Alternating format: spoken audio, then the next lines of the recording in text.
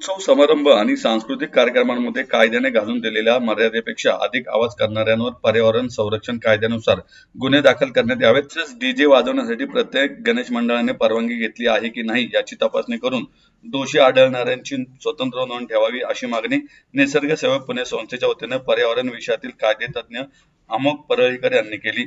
ध्वनी प्रदूषणाच्या प्रश्नावर आयोजित पत्रकार परिषदेत ते बोलत होते.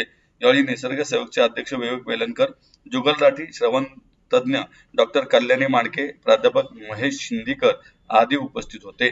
परळीकर म्हणाले, पर्यावरण संरक्षण कायद्याची प्रभावी अंमलबजावणी करण्याबाबत पुणे शहराचे पोलीस आयुक्त आणि पुण्यातील लोकप्रतिनिधींना पत्र देऊन आवाहन करण्यात आले आहे. प्रदूषणाबाबत नागरिकांना सहज तक्रार करता यावी यासाठी पोलीस प्रशासनाने टोल फ्री क्रमांक उपलब्ध करून द्यावा.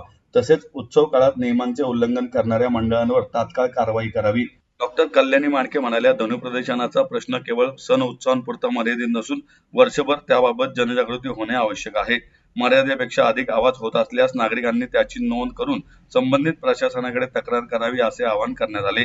विवेक वेलणकर म्हणाले, पोलीस प्रशासनाने ध्वनी प्रदूषणाबाबत तक्रार केंद्रे सुरू करावीत. अंमलबजावणी त्याची झालेली दिसत नाहीये. काय येते तर तुम्ही तक्रार स्वीकारणं बंधनकारक आहे.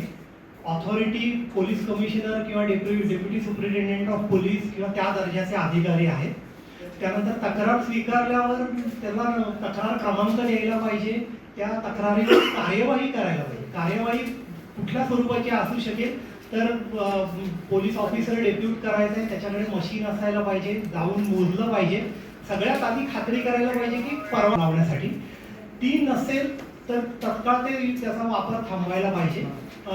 समजा आहे म्हणजे आपल्याला माहिती आहे की 4 झोन्स केलेले आहेत आणि त्याप्रमाणे ध्वनीची मर्यादा नेमून दिलेली आहे. त्याच्यावर आवाज जात असेल तरी हे करणं अपेक्षित आहे.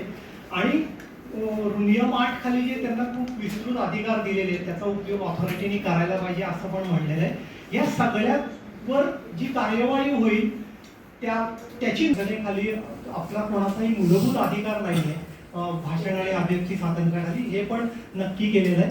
आणि असं सांगितलेलं आहे की तुम्ही कान उघडे असतात ते बंद करता येत नाही आणि त्याच्यामुळे आपल्याला जे ऐकायचं नाही ते ऐकायला लागलं तर हा तुमच्या सन्मानानं जगण्याच्या मूलभूत अधिकाराचा भंग आहे. त्यामुळे फक्त नियमांचा भंग एवढं आपण लक्षात घेणं गरजेचं नाही, तर हा मूलभूत अधिकारांचा पण भंग आहे, ज्याच्यासाठी नागरिकाला कॉम्पेन्सेशन म्हणजे नुकसान भरपाई पण मागता येईल हे नक्की केलंय.